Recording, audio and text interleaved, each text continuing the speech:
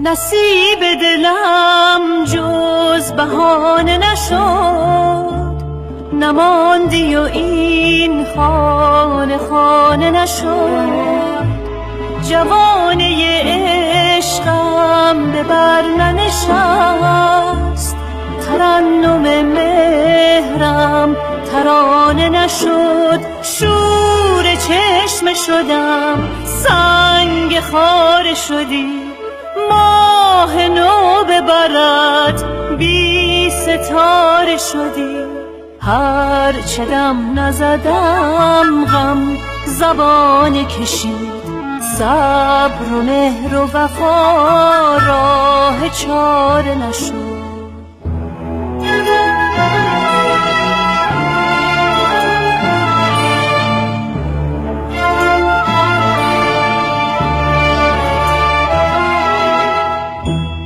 باده هوس که سر زد، آفت به برگ و برزد. باغ و بهار من زرد و پرپر شد.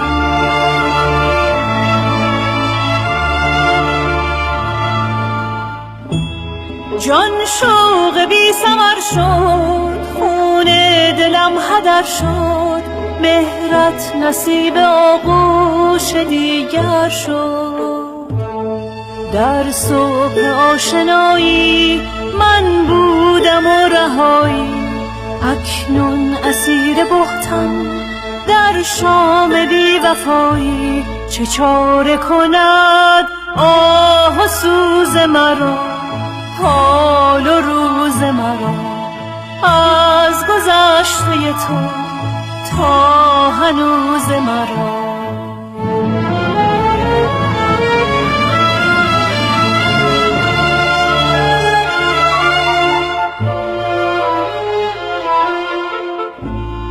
با عشق تو آشنا شدم و هم نوا شدم و مبتلا شدم و با تو ما شدم و بی وفا نشدم.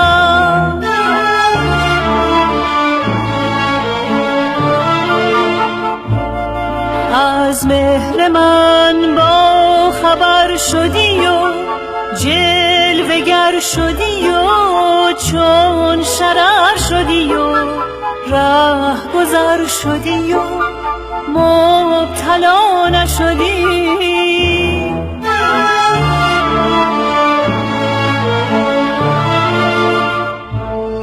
در صبح آشنایی من بودم و رهایی، اکنون اسیر بهتم در شام بی وفایی. چه چاره کند آه و سوز مرا، حال و روز مرا. از گذشته تو تا هنوز مرا، تا هنوز